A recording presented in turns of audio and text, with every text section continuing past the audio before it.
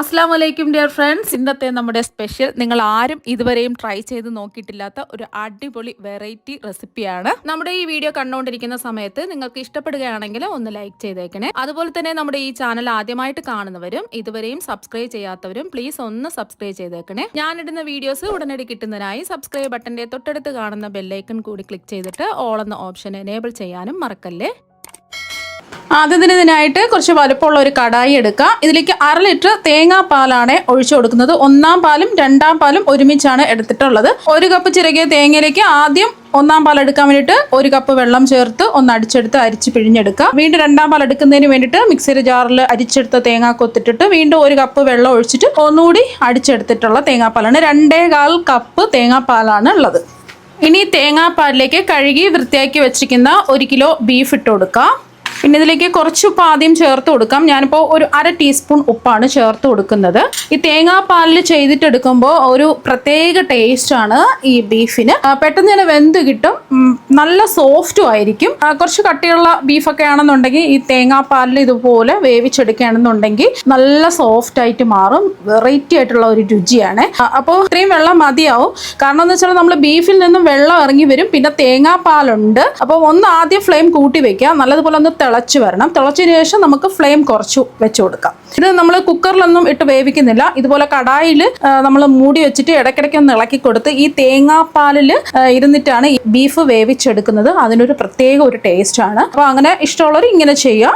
അല്ലാന്നുണ്ടെങ്കിൽ കുക്കറിൽ നിങ്ങൾക്ക് വേവിച്ചിട്ടും ചെയ്യാം. ഇതൊന്ന് തിളച്ച് വരട്ടെ. നമ്മളിതിൽ വേറെ മസാലപ്പൊടികളൊന്നും ചേർക്കാതെ വെറും ബീഫും തേങ്ങാപ്പാലും ഉപ്പും മാത്രം ചേർത്തിട്ടാണ് വേവിച്ചിട്ടെടുക്കുന്നത്. ഒന്ന് തിളച്ച് വരണം. ഇപ്പോൾ കണ്ടില്ലേ, തേങ്ങാപ്പാലിൻ്റെ നിറമൊക്കെ ഒന്ന് മാറി വന്നിട്ടുണ്ട്. ഇതൊന്നും കുറച്ചും കൂടെ വെള്ളം വരും, ബീഫിൽ നിന്നൊക്കെ ഇറങ്ങി വെള്ളം വരും. പണ്ടൊക്കെ കുക്കറൊന്നും ഇല്ലാത്ത സമയത്ത് ഈ ഒരു രീതിയിലാണ് ബീഫൊക്കെ വേവിച്ചിട്ട് കറി റെഡിയാക്കി എടുക്കുന്നത്. അപ്പോൾ അത് നല്ലതുപോലെ ഒന്ന് തിളച്ചിട്ടുണ്ട്. ഇനി നമുക്ക് മൂടി വെച്ച് കൊടുക്കാം. ഫ്ലെയിം ഒന്ന് കുറച്ച് വെച്ച് കൊടുക്കുക. ബീഫൊക്കെ ഒന്ന് വെന്ത് കിട്ടണമല്ലോ, ഇടയ്ക്കിടയ്ക്ക് ഒന്ന് ഇളക്കി കൊടുക്കുക. ഇപ്പം നമ്മൾ ബീഫ് വേവിക്കാൻ വെച്ചിട്ട് ഒരു 25 മിനിറ്റൊക്കെ ആയിട്ടുണ്ട്. ഇടയ്ക്കിടയ്ക്ക് ഒന്ന് ഇളക്കി കൊടുത്തിട്ടുണ്ടായിരുന്നു. തേങ്ങാപ്പാലൊക്കെ ഒന്ന് വറ്റി പകുതിയോളം ആയിട്ടുണ്ട്. ഇനി കുറച്ചും കൂടെ ഒന്ന് വെന്ത് കിട്ടാനുണ്ട്. ഒരു 10 മിനിറ്റും കൂടെ ആകുമ്പോൾ അതൊന്ന് വെന്ത് കിട്ടും. ഇടയ്ക്ക് ഒന്ന് ചെക്ക് ചെയ്ത് നോക്കാം വെന്തിട്ടുണ്ടോ എന്ന്. ഇതുപോലെ പകുതി വേവ് ആവുന്ന സമയത്ത് നമുക്ക് ഇതിലേക്ക് 1 ടീസ്പൂൺ കുരുമുളക് പൊടി ചേർത്ത് കൊടുക്കാം. കുരുമുളക് പൊടിയും കൂടെ ചേർത്ത് കൊടുത്തിട്ട് ഒന്ന് ഇളക്കി കൊടുക്കാം. ഇനി മൂടി വെച്ച് വീണ്ടും കുക്ക് ചെയ്തെടുക്കാം.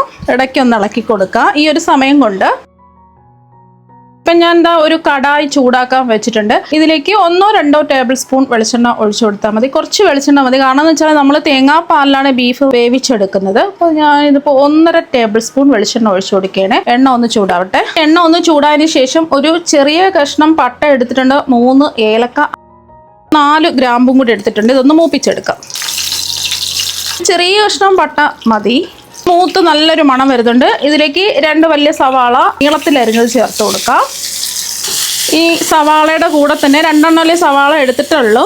ഇതിൻ്റെ കൂടെ തന്നെ ഒരു 10-12 ചെറിയ ഉള്ളി ഇതുപോലെ നീളത്തിലരിഞ്ഞെടുത്തതും കൂടെ ചേർത്ത് കൊടുക്കാം. നമ്മൾ നാടൻ രീതിയിലല്ലേ ചെയ്യുന്നത്, തേങ്ങാപ്പാലിലൊക്കെ വേവിച്ചിട്ടല്ലേ എടുക്കുന്നത്. അപ്പോൾ കുറച്ചും കൂടെ ടേസ്റ്റ് കൂടുതൽ ചെറിയ ഉള്ളിയും കൂടെ ചേർത്തിട്ട് ചെയ്യുമ്പോഴാണ്.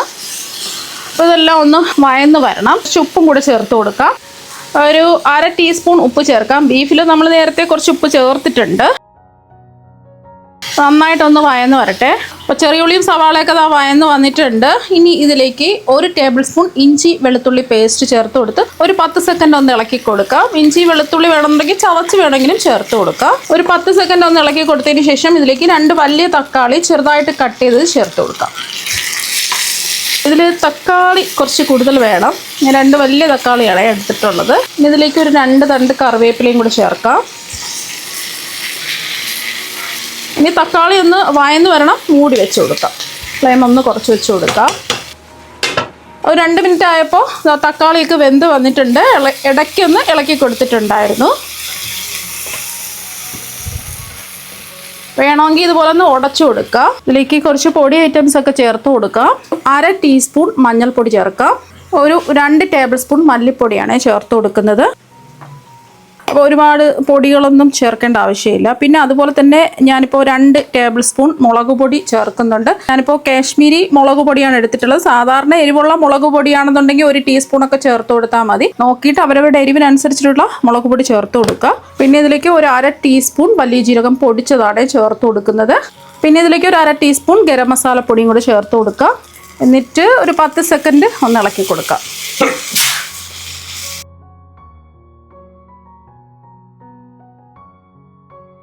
ഒരു 10 സെക്കൻഡ് ഒന്ന് ഇളക്കി കൊടുത്തതിന് ശേഷം ഇതിലേക്ക് കുറച്ച് വെള്ളം ഒഴിച്ചു കൊടുക്കാം.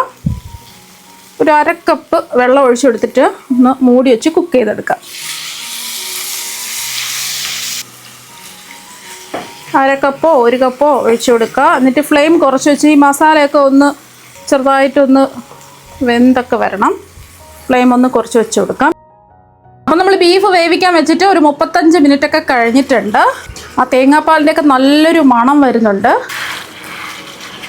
നമ്മളെടുക്കുന്ന ഓരോ ബീഫിനും പല വേവാണ്, അതിനനുസരിച്ച് കുക്ക് ചെയ്തെടുക്കുക.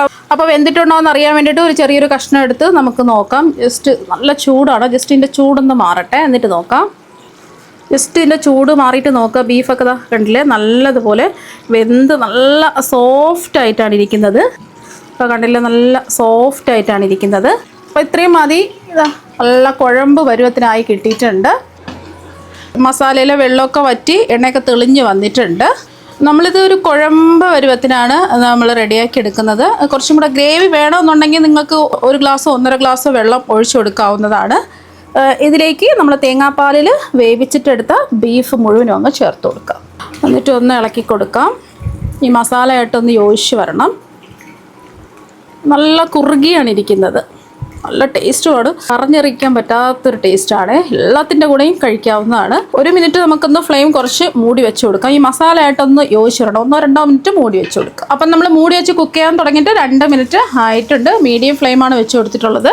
അതിനിതിലേക്ക് ലാസ്റ്റിൽ ഞാൻ 1 ടീസ്പൂൺ മീറ്റ് മസാല ചേർക്കുന്നുണ്ട്. ഇത് വേണമെന്ന് നിർബന്ധമൊന്നുമില്ല, ചേർത്താൽ കുറച്ചും കൂടെ നല്ലതായിരിക്കും. ഒന്ന് ഇളക്കി കൊടുക്കാം. അപ്പോൾ ഒന്ന് ഇളക്കി കൊടുത്തിട്ടുണ്ട്. ഇപ്പോൾ കണ്ടില്ലേ നല്ല കുറുകി നല്ല അടിപൊളിയായിട്ടിരിപ്പുണ്ട്. ലാസ്റ്റിൽ നമുക്ക് 2-3 കാര്യങ്ങളും കൂടെ ചേർക്കാനുണ്ട്. കുറച്ച് ഇഞ്ചി, 1 ഇഞ്ച് വലിപ്പത്തിലുള്ള ഇഞ്ചി ഞാൻ നീളത്തിൽ അരിഞ്ഞെടുത്തിട്ടുണ്ട്, അത് ചേർത്ത് കൊടുക്കാം. അതുപോലെ തന്നെ 5 വെളുത്തുള്ളി അല്ലികൾ നീളത്തിൽ അരിഞ്ഞെടുത്തിട്ടുണ്ട്, അതും കൂടെ ചേർക്കാം. പിന്നെ നമ്മളിതിൽ പച്ചമുളക് ചേർത്തിട്ടില്ല. 2 പച്ചമുളക് റൗണ്ടായിട്ട് കട്ട് ചെയ്ത് ചേർക്കാം. അതിൻ്റെ കൂടെ തന്നെ കുറച്ച് മല്ലിയിലയും കൂടെ ചേർക്കുന്നുണ്ട്. ഒരു 2 ടേബിൾ സ്പൂൺ മല്ലിയില ചേർക്കാം. വീണ്ടും ഒന്ന് ഇളക്കി കൊടുക്കാം. 1 മിനിറ്റ് ഇങ്ങനെ തന്നെ ഇരിക്കട്ടെ. അപ്പോൾ 1 മിനിറ്റ് ഒന്ന് ഇളക്കി കൊടുത്തിട്ടുണ്ട്. അടിപൊളിയാണ്, നല്ല മണമാണ്, നല്ല ടേസ്റ്റുമാണ് കഴിക്കാൻ വേണ്ടിയിട്ട്. ഇനി ഇത് ഒരു പാത്രത്തിലേക്ക് മാറ്റാം. അപ്പോൾ ഒരു പ്ലേറ്റിലേക്ക് മാറ്റിയിട്ടുണ്ട്. അപ്പോൾ ബീഫ് തേങ്ങാപ്പാൽ ചേർത്ത് ഇതുപോലെ ഒന്ന് ട്രൈ ചെയ്ത് നോക്കുക. തീർച്ചയായും നിങ്ങൾക്ക് എല്ലാവർക്കും ഒരുപാട് ഇഷ്ടമാകും. നല്ല പഞ്ഞി പോലെ സോഫ്റ്റ് ആയിട്ടാണ് ഈ തേങ്ങാപ്പാലിൽ നമ്മൾ വേവിച്ചിട്ടെടുക്കുമ്പോൾ ബീഫ് കിട്ടുന്നത്. അപ്പോൾ നിങ്ങൾ എന്തായാലും ഇതുപോലെ ഒരു പ്രാവശ്യം ഒന്ന് ട്രൈ ചെയ്ത് നോക്കുക. തീർച്ചയായും നിങ്ങൾക്ക് എല്ലാവർക്കും ഒരുപാട് ഇഷ്ടമാകും. അപ്പോൾ നമുക്ക് മറ്റൊരു വെറൈറ്റി വീഡിയോ ആയിട്ട് വീണ്ടും കാണാം. താങ്ക്